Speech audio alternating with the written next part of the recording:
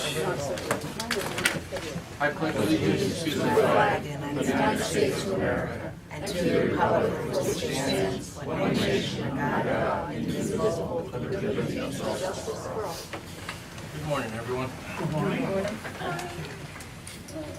So, this morning we will start out with the financials. Heidi?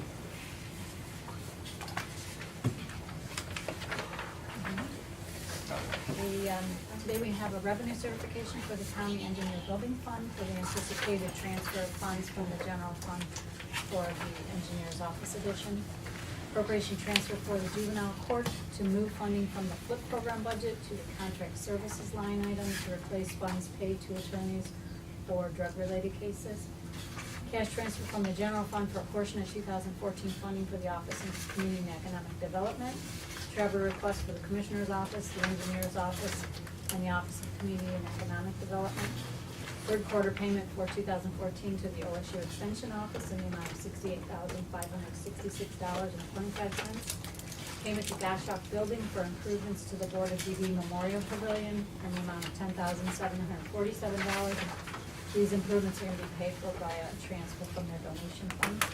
And a payment to the Chardon Square Association as a donation for the flower baskets on Chardon Square in the amount of $500. Okay. With that, just a couple of concerns on the Chardon Square issue.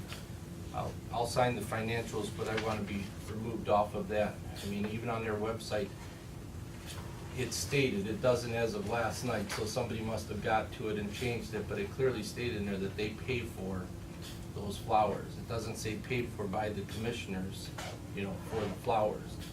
Do they pay, do the businesses pay? Yeah, don't the businesses individually pay? Right, it's a nonprofit, it's Yeah. a 501(c)(3) Yeah. that is set up for they take donations specifically for that, to basically maintain the square, and those dollars are going into, those types of things. And then on top of that, we're paying that additionally. I don't, it just doesn't pass the smell test for me. And I just don't feel comfortable, because if this is what they're designated to do, I just have a real issue, and I understand they put them on our buildings, which is great. But at the end of the day, I just think that if it was a cost that we were going to incur, we have our own maintenance department that we could have, gotten to go and get flowers and put the flowers up themselves and maintain them along with the building maintenance. So as far as that issue, I just don't feel comfortable with. And then as far as, do we have encumbrance on this also for the Vitamixes?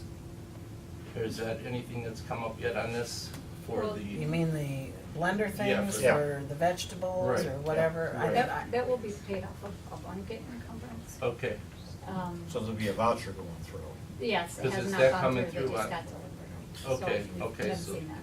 Okay, so with that being said, then I will be, I'll sign the financials, but I just want it to be noted in the minutes, and also on the financials, if you could, just That notate line that I'm item not that you are in support of not in that. support of that, okay.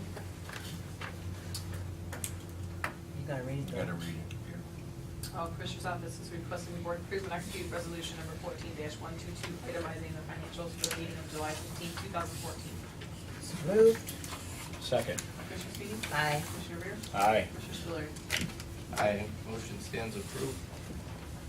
Okay, then we've got item number 2 is going to be Brenda Vogley and Denise Tomaszek of the Northeast Ohio Consortium Council of Governments. NACOG will give a presentation as to the status of the Business Representation Network in Geauga County. Good morning. Good morning. How are you? Good, good.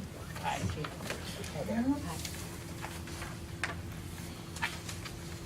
I'd just like to give a brief update on the Business Resource Network and some of the work that we've done over the last 6 months since we implemented the program. Just as a little history about the program, it was started back in 2008 in the Mahoning Valley as a layoff diversion model, and in 2012 the BRN received funding through the Department of Labor to expand the BRN through a 16-county area. The workforce investment grant was for 3 years and for $6 million, and our area got just under $750,000 to implement the program in the 3 counties that are Portage, Geauga, and Ashtabula County. From January to June of 2014, our 3 counties have completed over 155 interviews. We've delivered 69 proposals back to our local businesses offering assistance, and well over our goals that were set by the Department of Labor. We had a goal of doing 40 interviews between January and June, and we did over 155. So certainly have been going gangbusters doing our job, doing our interviews.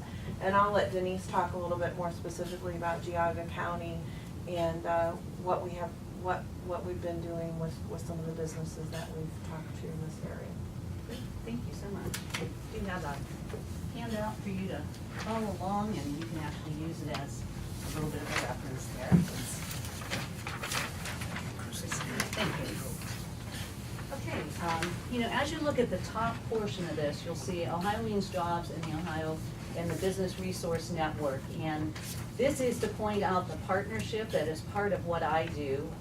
I work in conjunction with Ohio Means Jobs, Geauga County, which is the workplace and part of JFS, and then also with the Business Resource Network as well. So both of them are highly devoted to working with business, making sure we understand what the needs are, and assisting out there. So it's a great complement to each other. So, I'd like to acknowledge, Tim Taylor and Margot Rita from Ohio Means Jobs, and then Brenda Bogley and Craig Cernak from the Business Resource Network.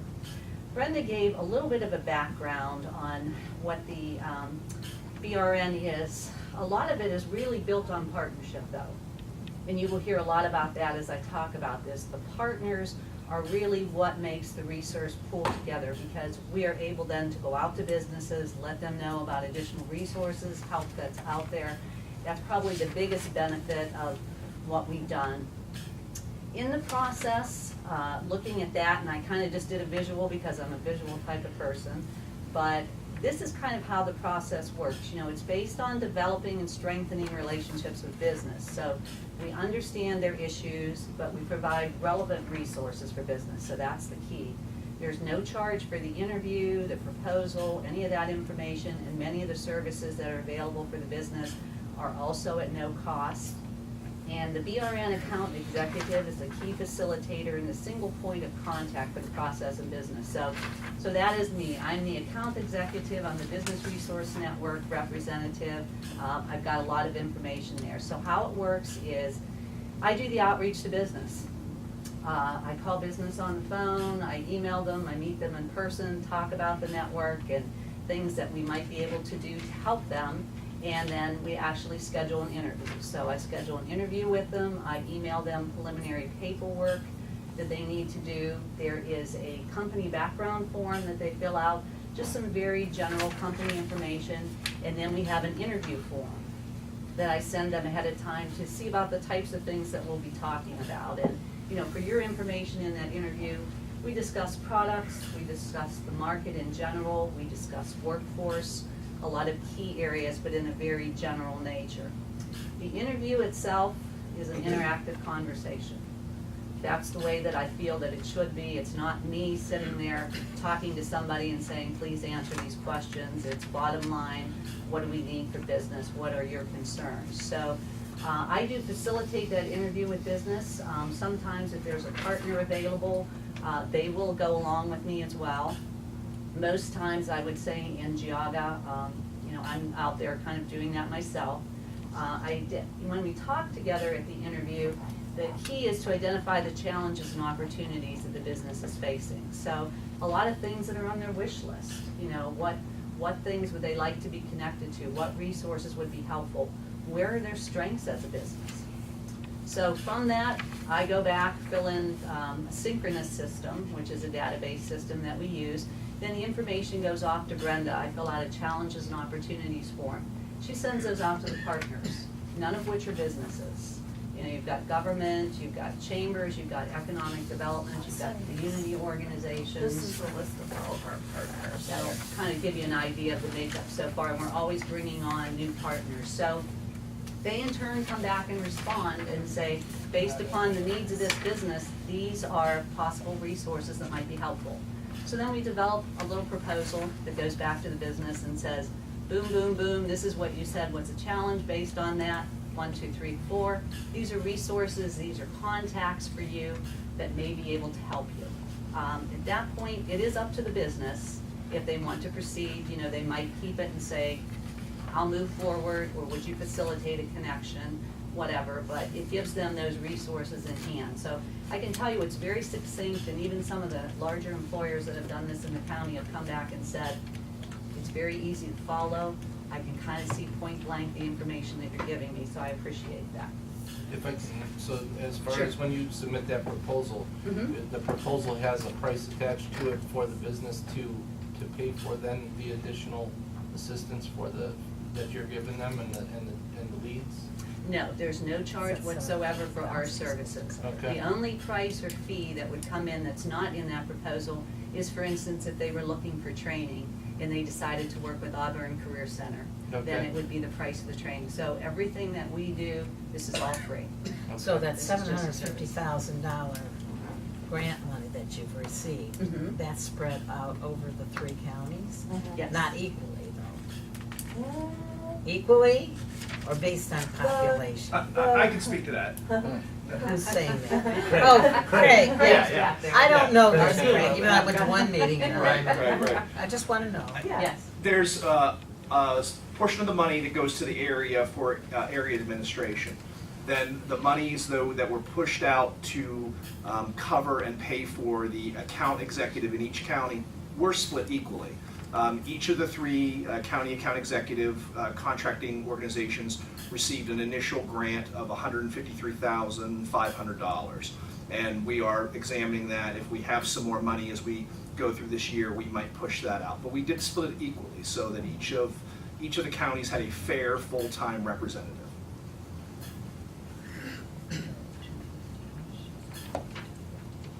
So just give us a quick breakdown as far as the $250 that Geauga, you know, would receive. Those dollars paid, what would that, you know, break down the costs on that?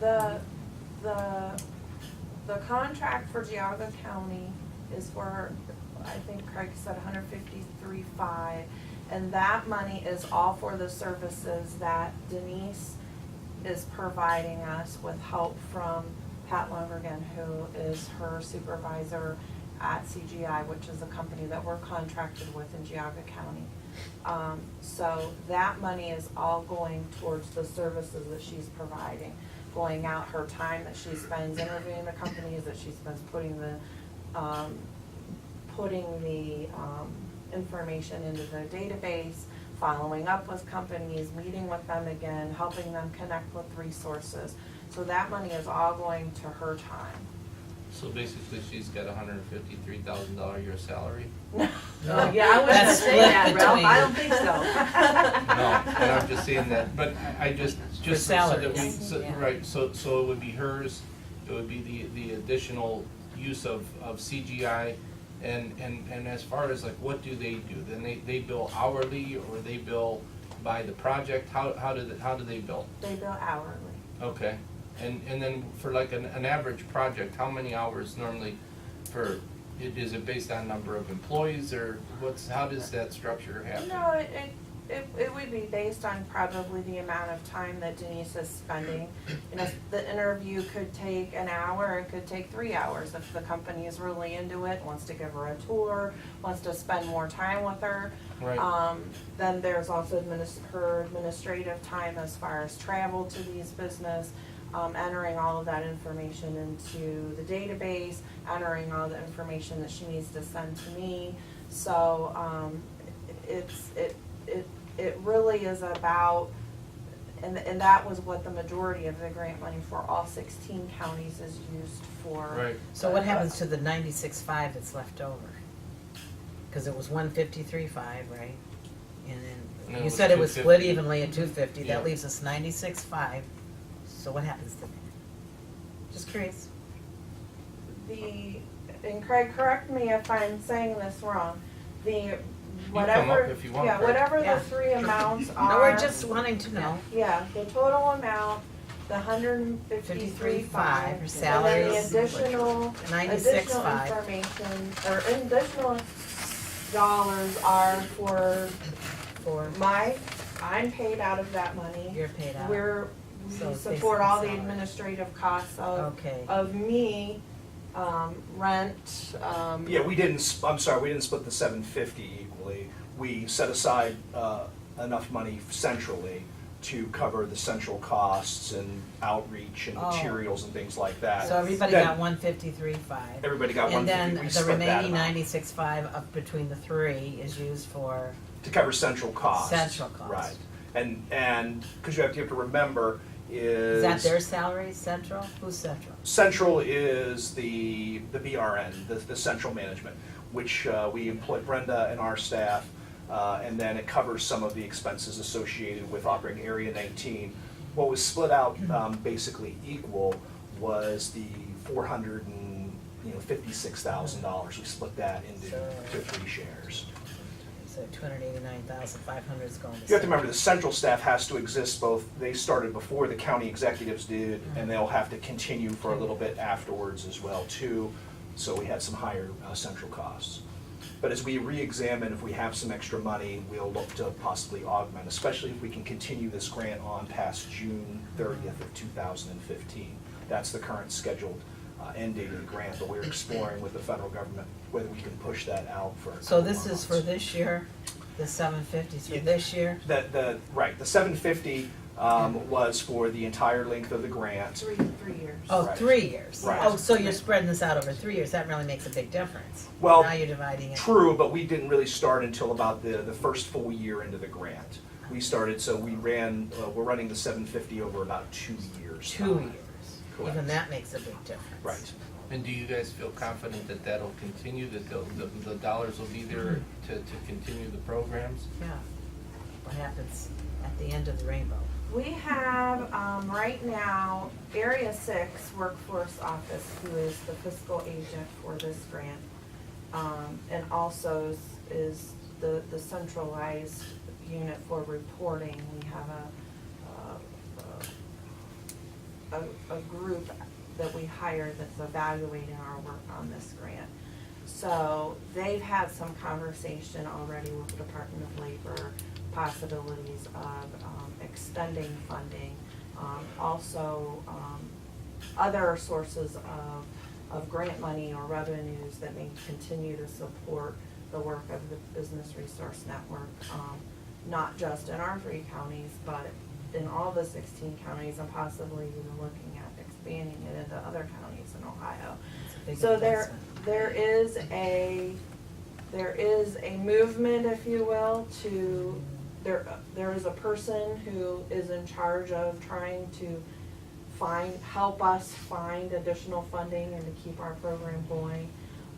It is obviously something that we are trying to help with, but there's another person, Well, I thought what you handed out last meeting, the 2020 look at jobs and where they were going to be, I thought that was very helpful. I do have that on my desk, I wish I had it here right now.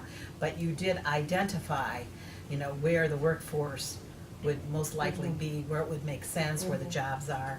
And I think that is helpful, at least for residents and those looking for jobs.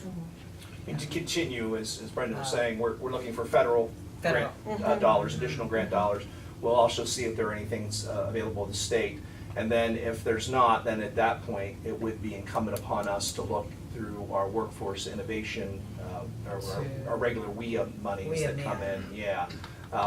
And as you may or may not be following, that should be the reauthorization act should be signed this week by the president. So we're hopeful that now that there's some bipartisan support to recreate the Workforce Investment Act, we're hoping that maybe in the year's future, we'll see funding increase for that. Well, it's a big commitment when you look at the dollars here. That's a big commitment to come forth each year or every other 2 years. You know, It's a huge commitment. Geauga is, of the 3 counties in our workforce area, has had a long-standing commitment to business services. Yeah. We've utilized CGI and have been paying a contract of around $80-some thousand a year in Geauga County to promote business services in the 2 years prior to this grant. So what we were able to do with this grant is save workforce investment dollars and put those aside and put those into other programming areas while we use this special grant that we received to continue to work with CGI. And I think it's important to note that, you know, when you're looking at full production, full employment, when you're into, you know, economics, they always said that 4 to 6% was full employment, full production. But we're finding out that that really doesn't hold true. And I remember taking economics in the macro sense, micro sense, and both ways. That was their mainstay. Do you remember? You know, the economists, I never saw rich economists, but No. they're always telling me. Great theory. Great theory, but, you know, the ivory tower doesn't quite translate over to business. How do you measure the success of the program?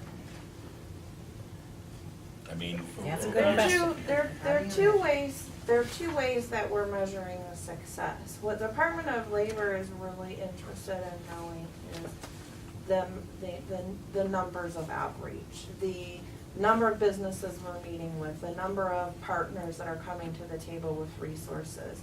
And also, we've developed values on the resources that are developed. For example, if a Geauga company needs to hire people, we're able to get those job descriptions and enter them into the Ohio Means Jobs system so that those jobs are posted for people to go look and say, who are searching for jobs can see those. We've put a leveraged value on that.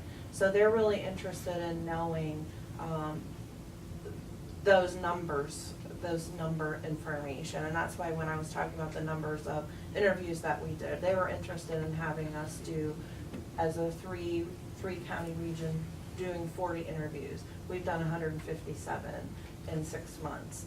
So they're really interested in those numbers. What we're really interested in is telling the stories, how we helped companies, how we were able to connect them to financing for expansions, how we were able to connect them to training resources for their employees. And I think that Denise has some more kind of more information about, you know, it's really about how we're connecting the businesses. From things as simple as they're in an industrial park and their power keeps going out.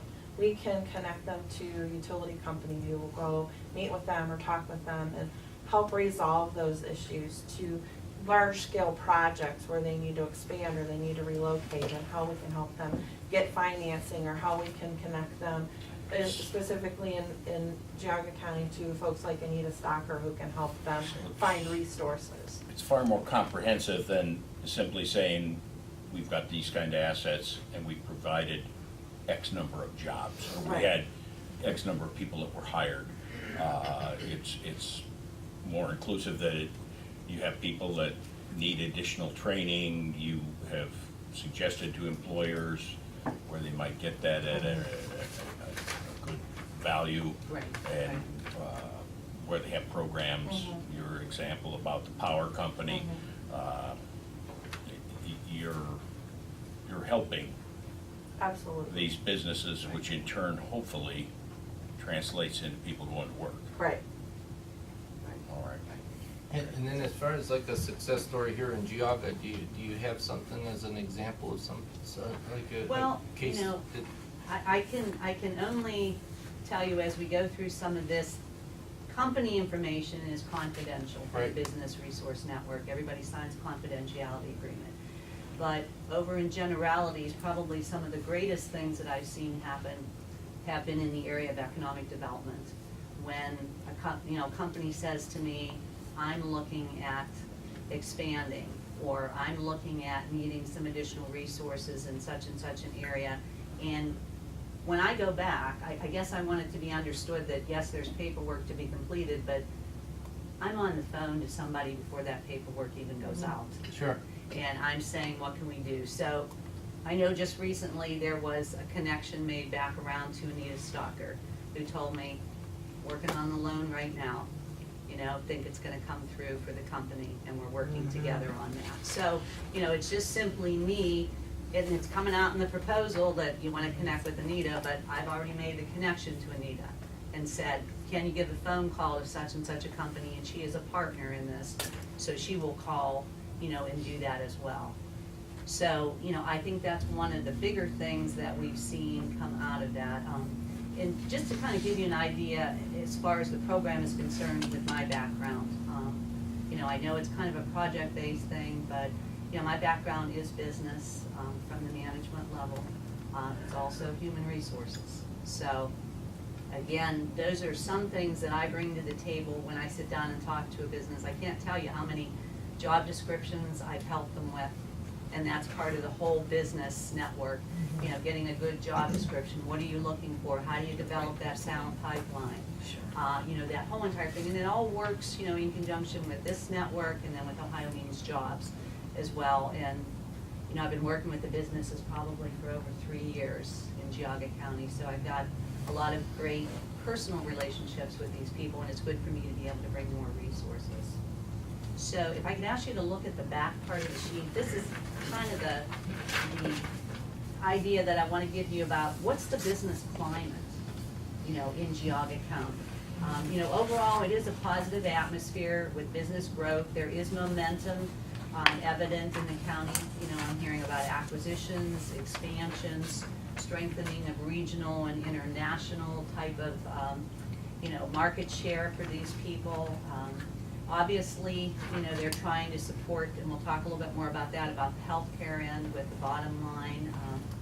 But it's a very controlled and focused growth strategy that they have in the county to retain their competitive advantage. You don't see people that are just simply making a decision to make a decision. It's very calculated, but there's a lot of great things happening behind the scenes, even with the smaller companies. Businesses, the focus that I have, the diversity, you know, there's a lot of diversity of business within the county, which doesn't make the county dependent upon any particular sector.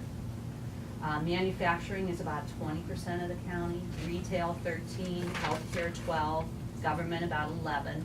And my visits have focused on manufacturing and healthcare balanced with some small business and technical service.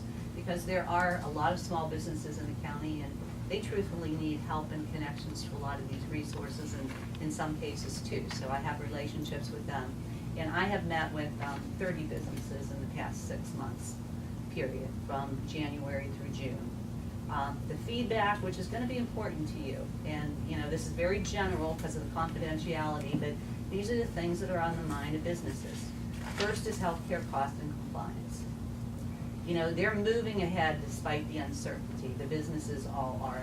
You know, they're struggling to look at that bottom line and taking care of their employees. And I can tell you, it's more of an ethical struggle than it is a financial struggle. The people in this county want to take care of their workers. They always have.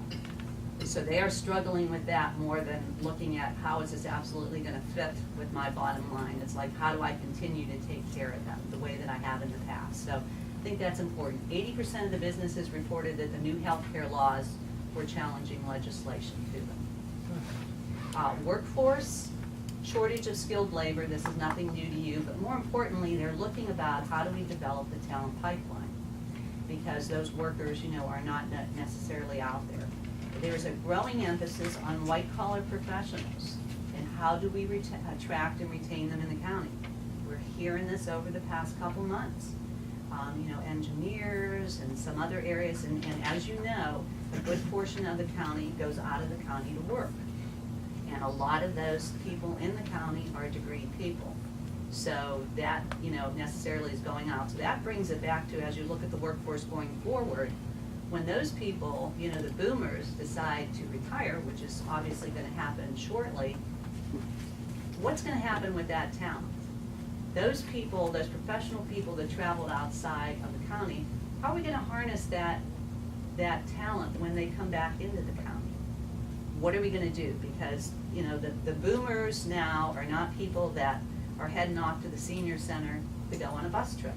That's just not their retirement. It absolutely is not. So economically speaking, and there's a lot of people who are talking about this, but you know, what are we gonna do with this? What are we gonna do with that engineer who lives here, that worked all their life in Cuyahoga County, and then came back and, you know, he's gonna play golf, he's gonna do things. He doesn't wanna work 5 days a week, but he can work 3 days a week as a project manager for somebody.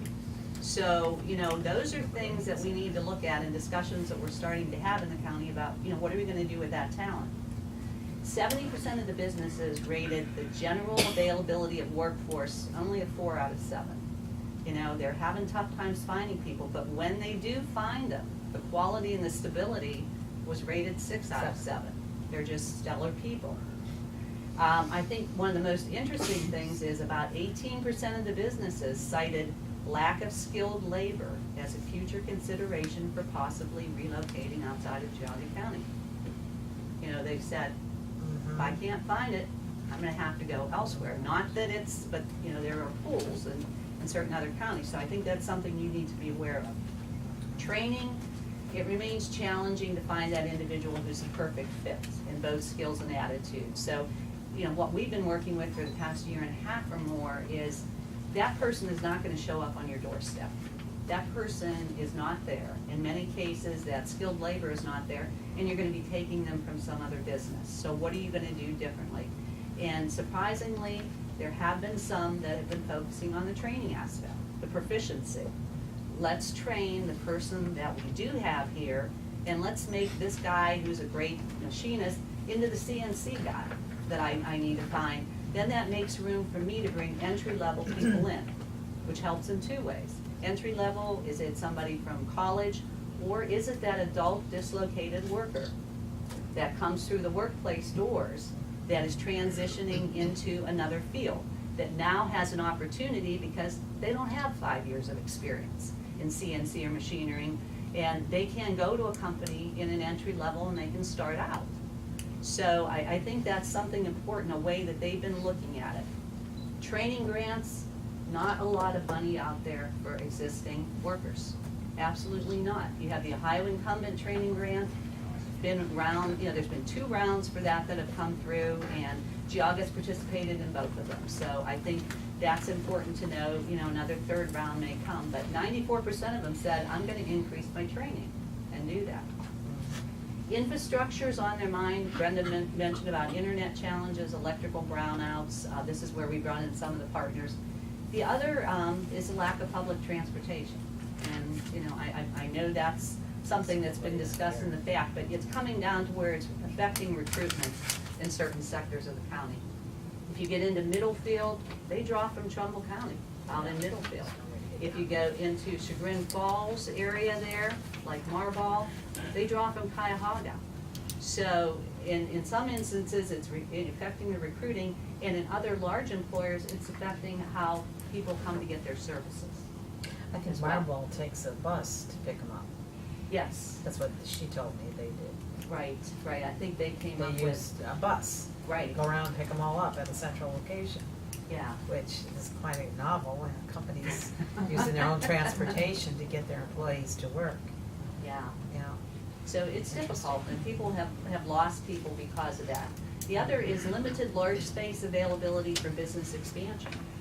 So if businesses want to expand and they want to go into, you know, a larger facility, there's not a lot available in the county. And Anita works very hard, and I know a lot of other people do as well, but there just isn't. So, you know, that's a concern that they have. And they're not willing to build? In some instances, they don't want to. You know, I have somebody who's looking now, and he said, I don't want the expense of building.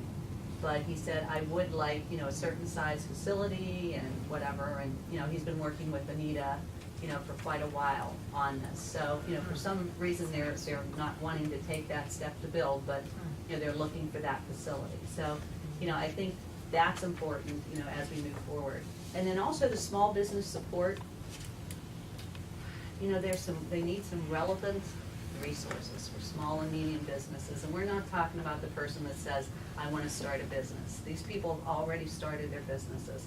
They want to know, how do I move forward? What's my next step? What are some you know, marketing, some new product development, who can help me in niche industries, so those type of things we're hearing.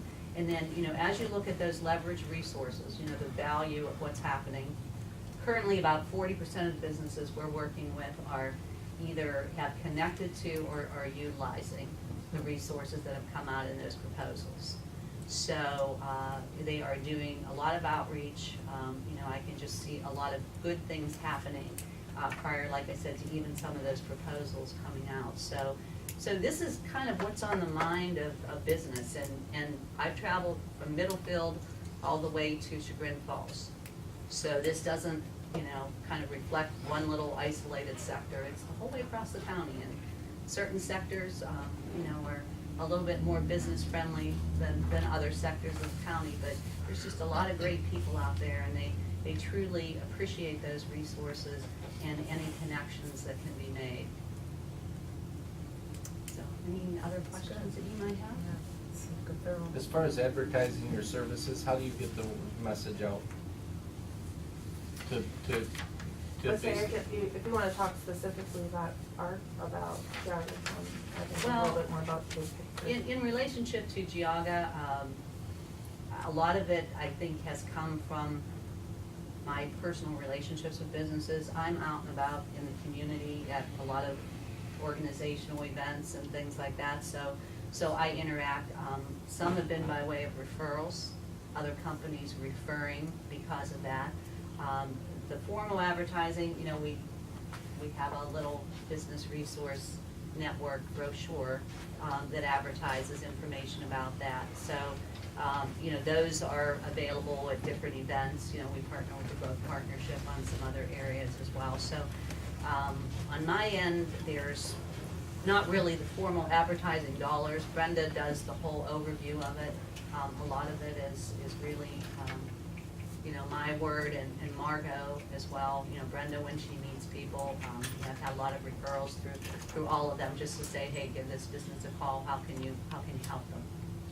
Part of what we found is in the past, no matter what we did to advertise the services that were available, businesses weren't finding us. So what we loved about this grant is it put money into the hands of our organization to in turn power those county account executives to go out and find the businesses. So that's what CGI as our partner is doing. They meet with the partners strategize and give suggestions of businesses to call upon, and we go out and introduce ourselves to the businesses and say, how you know, what can we do to help you? So. And one more question is as far as the training, that when you have referrals for training, where is that basically training that you guys have a database of different trainings that are out there, or is it training that you actually host? Usually when we have a request for a company that needs training, when we send out the information to our partners, if the partners offer that training, they will respond and say we offer, you know, if they're looking for leadership training or they're looking for specific skill training, our partners will respond and say, I offer this training. And then when we present the information back to the employer, they'll say, oh, I would like to talk to Auburn about this training, and we'll either connect them or they'll connect with each other directly about proceeding with or finding out more information about what they have to offer. Kent State, Auburn, Lakeland, they're all partners that actively come to the meetings and provide proposals. Absolutely, absolutely. And what about involving the high schools where these kids are making a decision to go into a field or to try to learn Yeah. trades again? We've been talking a lot about that, and when we have our roundtable meetings every month, we talk a lot about that there too, because that's something that's happening not just in Geauga County, but in all three of our counties. And certainly talking about Auburn is wonderful with reacting to those when a business says, you know, I'd like to know more about how I can work with them in developing their curriculum. Auburn actually has business services folks who will connect with those businesses and bring them in on committees, what do I want to call them? The word is escaping me. Internships. like advisory Internships. committees, they'll help them develop internships. Mm-hmm. So they're very reactive to those. Denise also is involved with the Geauga Growth Partnership and some of the programs they're doing with their internships and activities that they're doing where they bring the high school students together and meet with them and talk with them. So we try to be involved in those kinds of activities as well as specifically meeting with businesses, so. And we just met with Lake County, just a short while ago, and I don't know if you've heard of Roger Sustor, but he's kind of Oh, the yeah. godfather of manufacturing. And Tracy and I met, Brenda was in Columbus that day, but we met with him.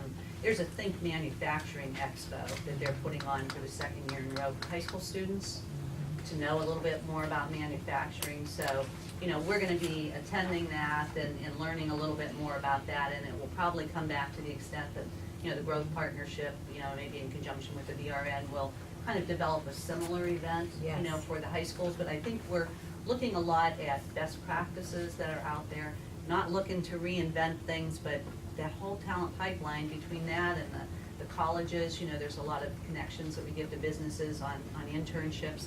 I talked to them about the Ohio Third Frontier money. You can get back $3,000 on an intern if you're in certain fields. So we've got manufacturers utilizing that now. And so it's kind of a big, expansive project, but it only works with all these pieces and parts of people and partners that are out there to really kind of help to move this forward, so.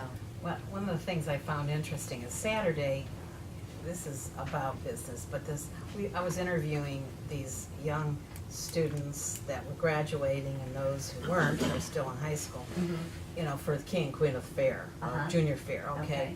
And one individual I thought was interesting, she came up and she talked about, she had gone to Auburn and she had followed a certain curriculum. And she was gonna change because she found out that a lot of her friends or boyfriends and all, they all were arc welders. So she was going back to Auburn to learn arc welding because she said she could make twice the money of the field that she had taken at Auburn. So she was going back, and I thought, well, that was interesting. So now you're getting kind of cross-trained between where they're going into that. She says, I'm doing it. Yes. Well, good for you. Do you engage the local high schools through their guidance departments and so on, where I think over a period of time, there's been perceptions and Guidance. things that have developed, Sure. which are always changing, and I sat on the board of a public high school education, Board of Education, also on the Auburn board. Uh-huh. And it just appeared that a lot of kids, where they were getting the message, whether it was their parents, their teachers, their peers, Sure. guidance, wherever, were shying away from working in, let's say, non-professional fields. Everybody wants to be a doctor or a lawyer or some capacity like that, and then that usually reflects in a large dropout rate in the second semester of their freshman year or non-return in their sophomore year. Yeah. And then they end up back at a school like Auburn or something, Right. where had they been maybe guided a little better, they could have got 2 years under the belt on the taxpayers' dime Sure. and have one leg up on the competition rather than going back to pay for it on their own. Do you have any kind of a program, or thought about it that Well, will engage these public schools and? I can tell you from the standpoint in Geauga, probably pretty much the champion of this to start out with is the Growth Partnership, because Okay. they do have their internship program in place. I do work with them on that. When the students, they have the days when they bring the students in for interviews and things like that, I always spend the day, and I'm a volunteer there as well, to work with the students in relationship to that. So, they are the champions. I think we're continuing to have conversations that business and education work closer together. Because from the standpoint, what I've seen from the beginning is oftentimes people come back and they blame education, And I'll tell you, if business does not get involved, then the problem is not gonna be solved. It has to be a partnership between that. So I think those are some of the things that we're working towards, you know, and again, kind of looking to some of the things that have worked in Lake County, that AWT, Rogers Group, the Alliance working together, the manufacturers that, you know, they developed a curriculum at Lakeland and, you know, developed some areas there. So I think that's the whole purpose of trying to develop that talent pipeline. So we are a partner in what is happening and continuing to happen in the county, because you're right, that nothing's gonna change. And then you gotta work on parents too, because it Has to comes from become the cool. parents. Has to become cool Well, look at the money, yeah.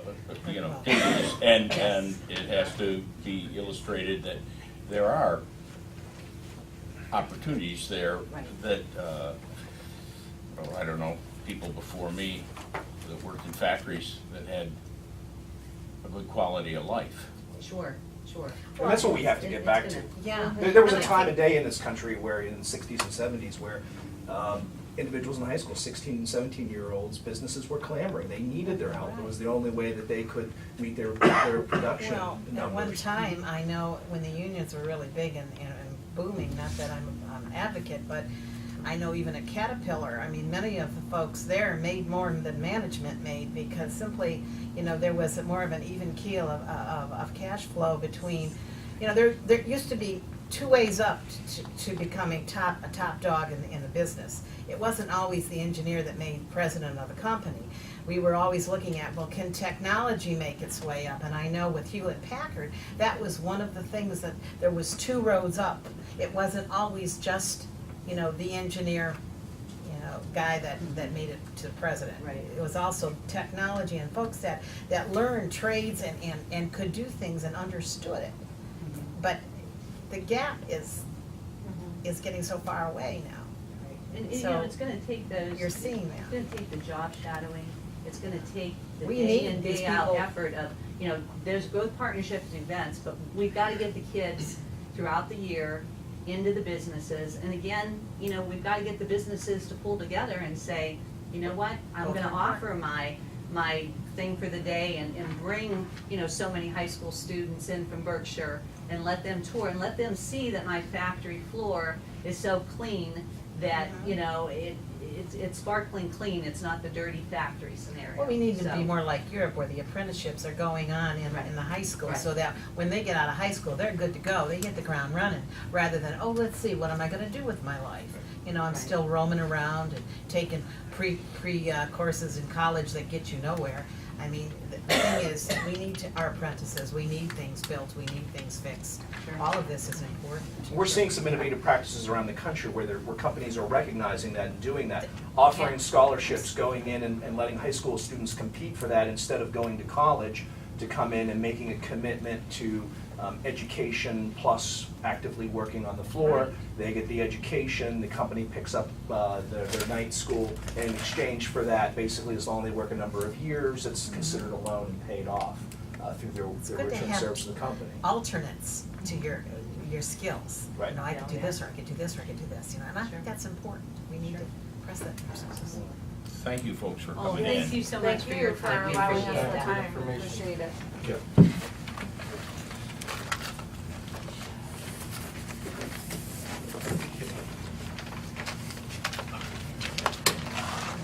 Okay, next we'll have archives. How are you? That's a tough act to follow.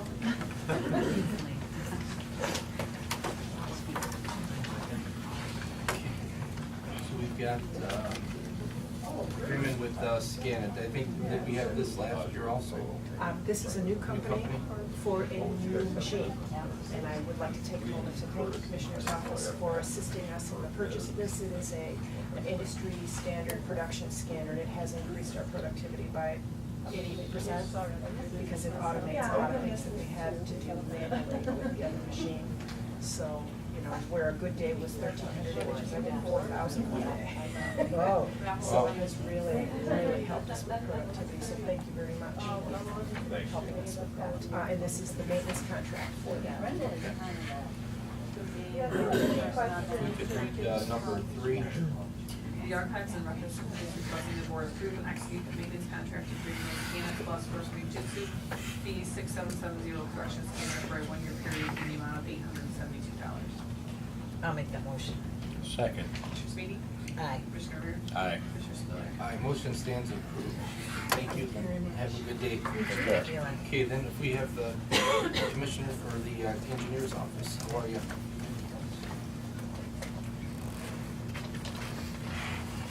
Good morning. So Wooden Road again. This is just the final piece. Never goes away. Yeah, this is just the final piece to sign the contracts with Ryan. Okay, if we could do a read on number 4. The County Engineer's Office is requesting the board approve and execute the unit price contract with Ryan Paving Incorporated for the widening and asphalt resurfacing of Wooden Road CH 25 in Chardon and Hampton Townships in the amount of $747,571.70. I'll make that motion. Second. Commissioner Sweetie? Aye. Commissioner Rea? Yeah, aye. Commissioner Spiller? Aye, motion stands approved. Thank you. Thank you.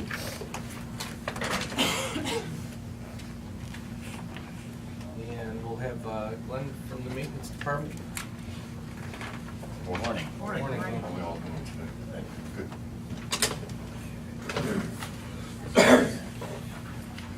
Okay, what do we have this morning?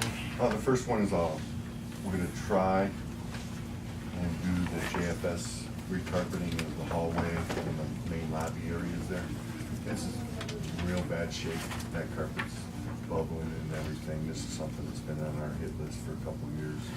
How many square feet are we looking at? I looked at that price and that's, what's the square footage That's to be at about- $32,000? About 8,000 square foot, Oh, 8,000? yes. well, that is- Did you see the map of it? I did not, no. It was- So we're looking at around $4 a square foot on that. Is- Okay, Do we have a map? Yeah. Oh, so it's not just the lobby area, I mean, it's, I mean, All the hallways. hallways, Okay. all, Yeah, you you know, got a lot of corridors. Okay. And this is real bad. One of the reasons we're having a problem is the concrete there, the slab.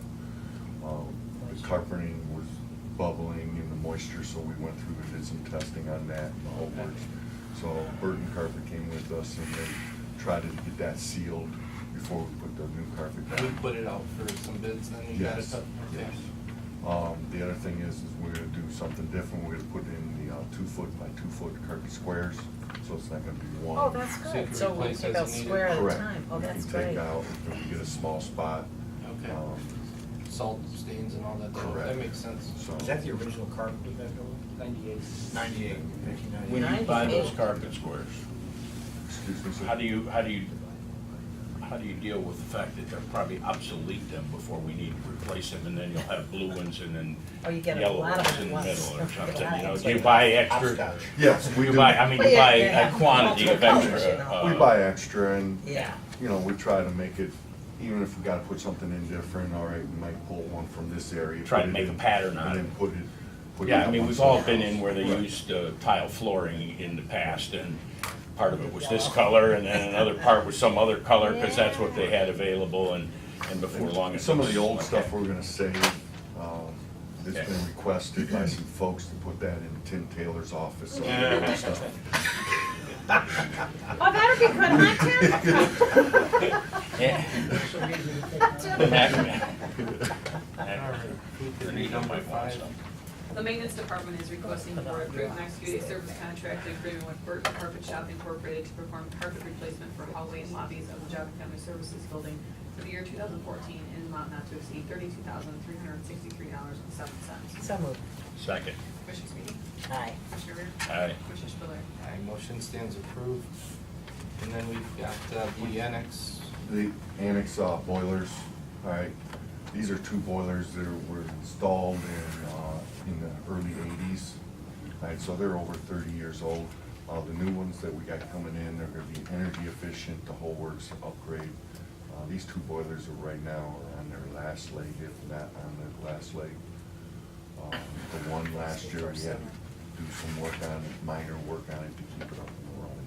So this will be a huge cost savings, energy and everything all the way around. And this heats all 3 floors. Correct. All Of three the floor- annex. Oh, all 3 floors. Oh. Okay, if we could read number 6. The maintenance department is requesting the board approve an executed service contract agreement with Geauga Mechanical to perform the removal and installation of 2 annex boilers in the data room for the year 2014 in an amount not to exceed $48,110.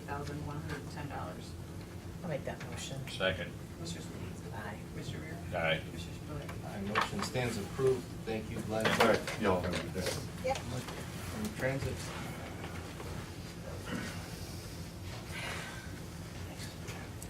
Good morning. Good morning. Right, Mike. Let's see, we'll start out with number 7. Transit Department's requesting the board to approve the motor fuel tax, authorize us to claim that from the state. The amount of $2,693.25. That's the fuel used for the second quarter of this year on all our revenue vehicles. Okay. So if we could read number 8, 7. 7. or correction, 7, yep. The Transit Department is requesting the board approve and authorize the president and the board to execute the Ohio Motor Fuel Tax refund claim for transit buses for the period April 1st, 2014 through June 30th, 2014 in the amount of $2,693.25. So moved. Second. Commissioner Sweeney? Aye. Commissioner Rea? Aye. Commissioner Spillier? Aye, motion stands approved. And then you've got a retirement for Yeah, number 8. Cornelius Halsmer, I referenced that the last one, he's a gentleman retiring, we need a replacement guy. He is retiring effective as of August 1st, and he is assuredly doing that, he's contacted Oakers and all that good stuff, so. Okay. Yes, you guys do. Okay, so if we could do a read on number 8 then. The Transit Department is requesting the board accept the resignation of Cornelius Halsmer, full-time driver, to be effective August 1st, 2014. So moved. Second. Commissioner Sweeney? Aye. Commissioner Rea? Aye. Commissioner Spillier? Aye, motion stands approved. Before we go to number 9, I want to introduce, Jay, if you want to come up here on this mic, we're all set with you, correct? Yeah, give me just 5 minutes. I want to introduce Jay Scott to the board. question is? I actually want to recommend Jay for the next position on the mental health board.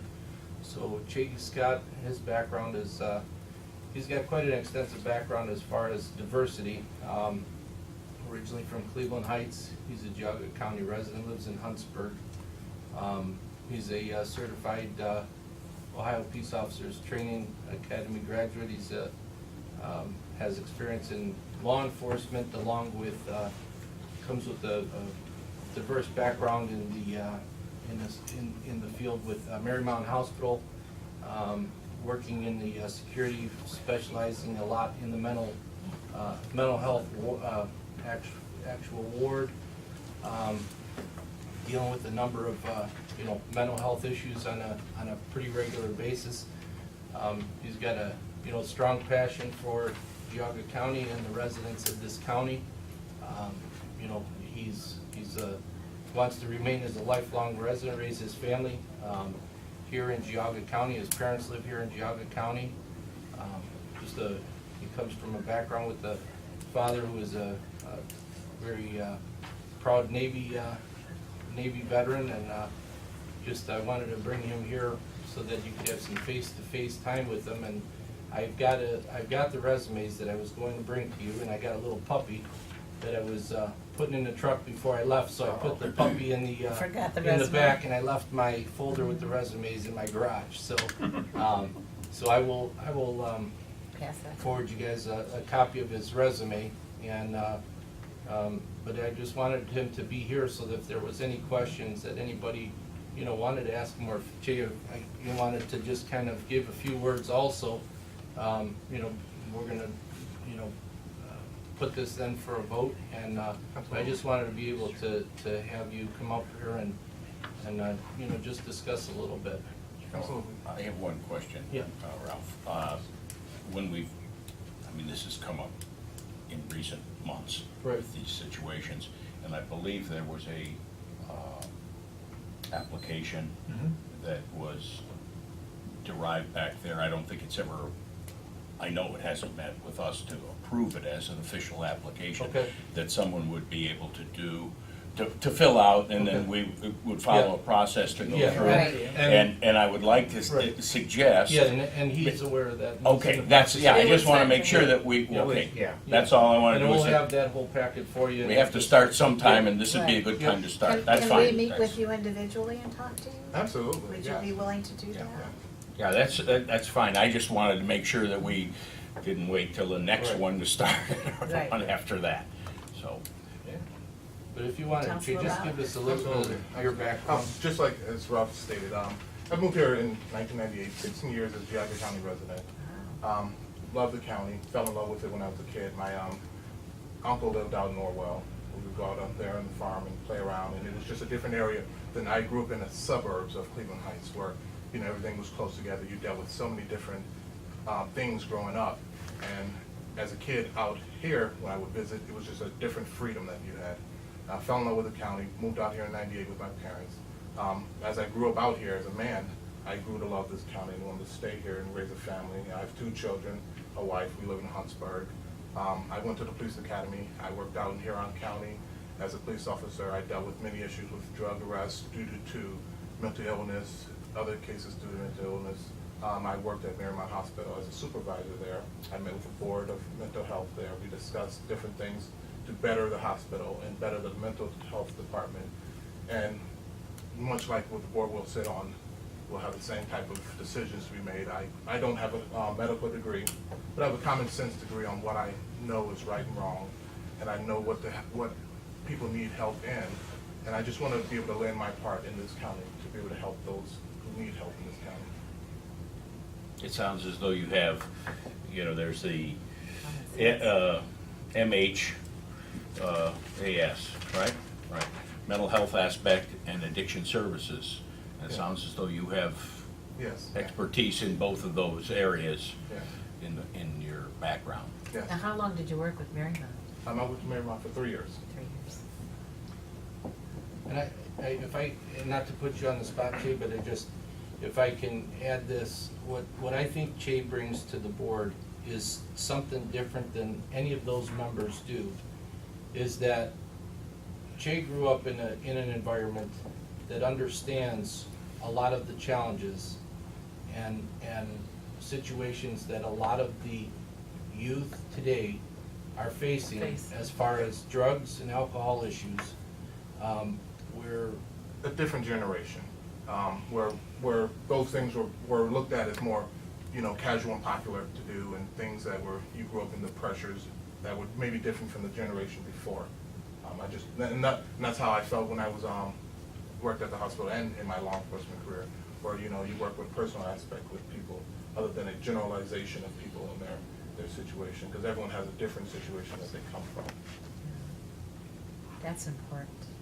It to is, understand that. and I think that it's a huge resource, especially coming back from that opiate symposium, with the level of problems that are generated both, with mental issues prior to taking opiates and what you end up resulting with after taking opiates. We've got a huge problem in this county and across the entire country, but staying in the county, because that's what our focus is as far as what's important and what we have to worry about. But, I think that it's a situation where,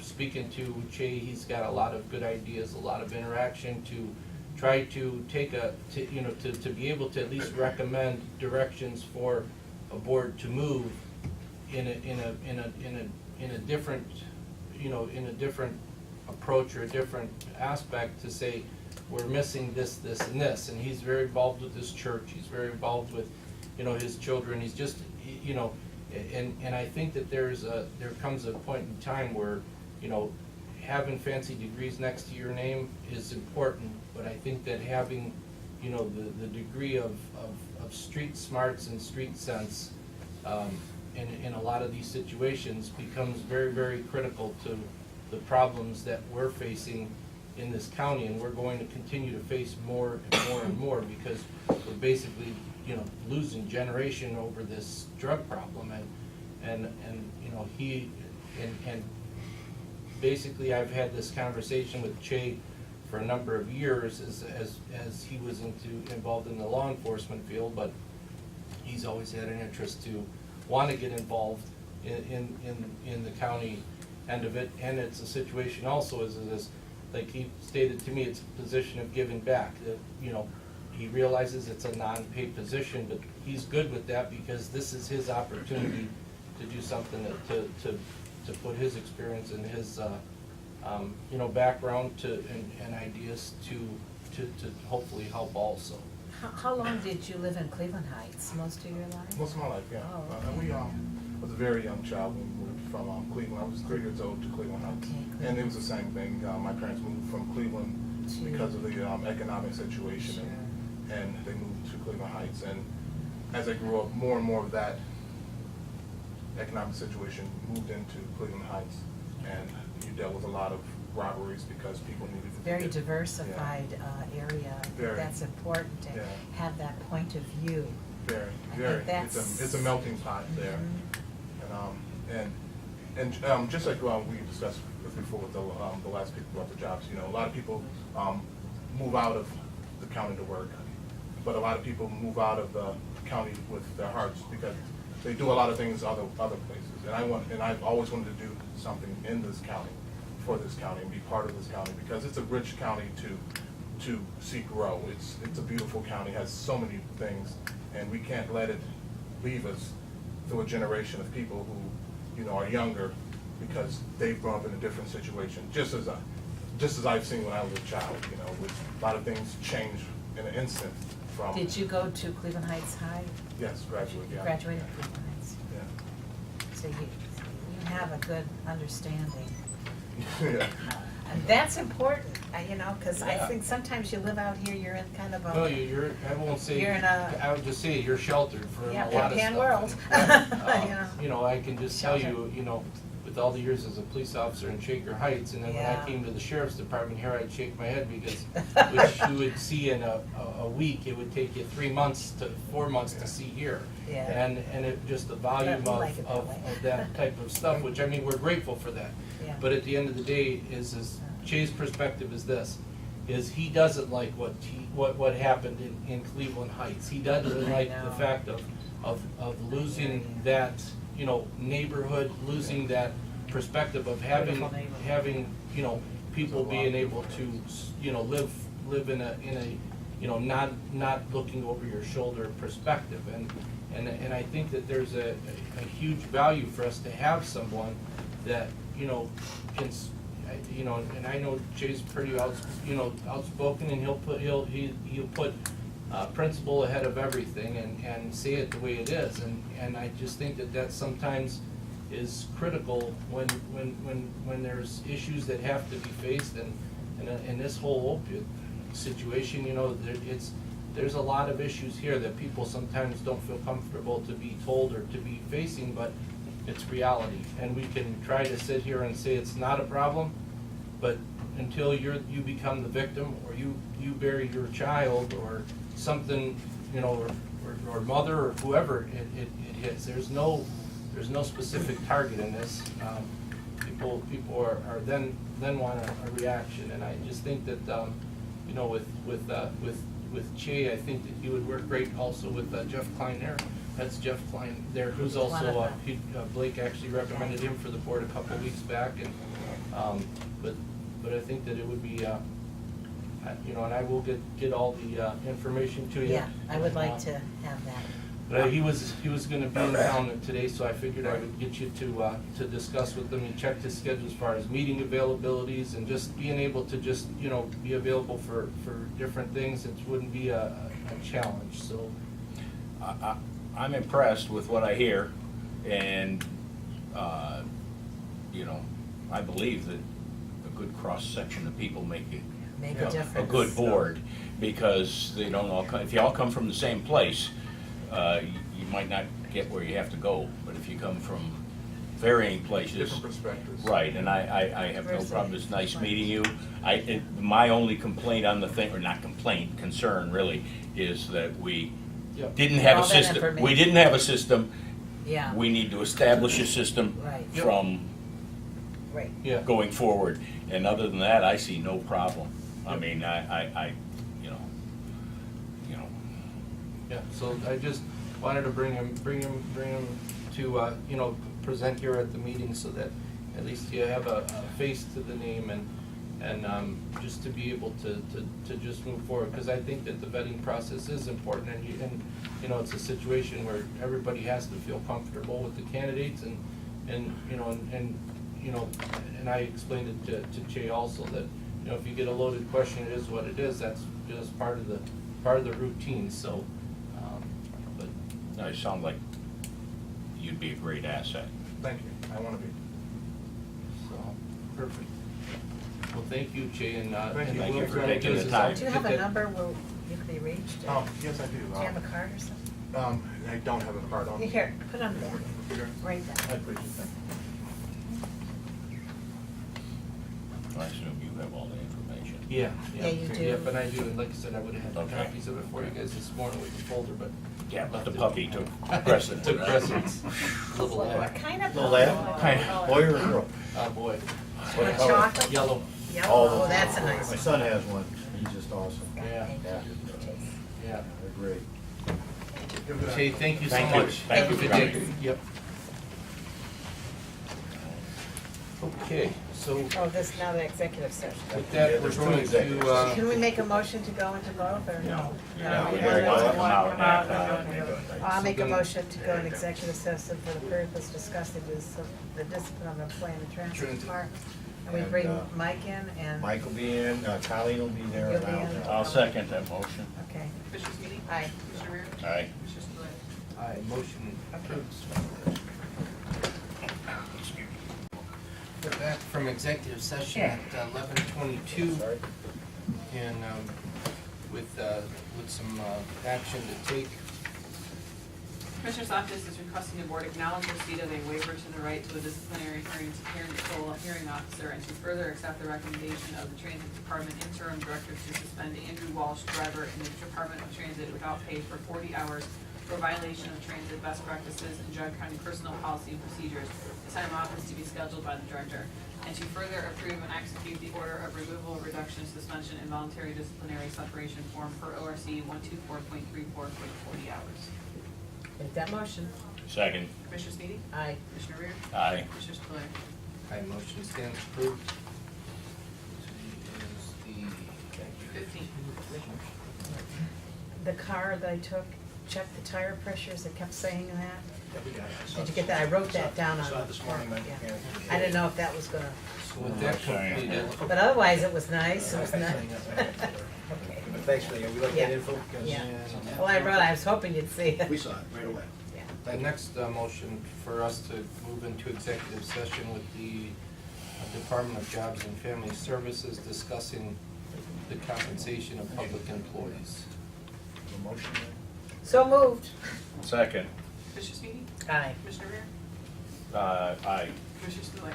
Aye, motion approved. Regina Schultz. Married to and sign. Paul Ryman and Tim Taylor and me joining. Alrighty.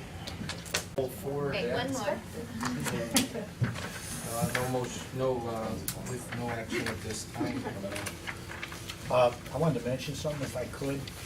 I watched the meetings last week. I noticed there was a question about the appointment that Casey Gayhart to NACOG. She actually came, she was sitting in the back of the room today, but there wasn't time to introduce her. And this all came about because you have a responsibility to try and get people from the private sector to serve on that NACOG board, so that the things they were talking about today, that you have private sector input. Christie had told me that there was an individual from another temp agency, Manpower, who had expressed a willingness to serve on the board. But Manpower, they could be appointed by any of the 3 counties. So I thought, well, this might be an opportunity, because ManCan, which is where the young lady, Casey, was from, is new to the community. And if they had an interest in serving on the board, that would help you fill a slot. So that was the rationale for suggesting that you guys appoint Casey to the board. And she was here to, meet you if you had time and answer questions. Okay, the acknowledgements in the report filed by the dog warden. All dogs seized, impounded, redeemed, or destroyed for the week ending July 2nd, 2014. And the report was filed by the dog warden for the dog season pound and redeem or destroy for the week of July 9th, 2014. For meetings, Family First, 2 p.m. on the 21st. The 22nd, Commissioners will hold regular session. The 24th, Commissioners will hold regular session, begin at 6:30 in Building Number 8. Include discussion regarding gas tax with the Ohio Department of Transportation and Northeast Ohio area-wide coordinated agency. On the 29th, we have Commissioners meeting again. And on August 5th, Commissioners will hold regular session, which will include a public hearing at 10:20 a.m. regarding the proposed amendment to the standard specifications and procedures for the design and construction of subdivision roads in Geauga County. Okay, motion to adjourn? Second.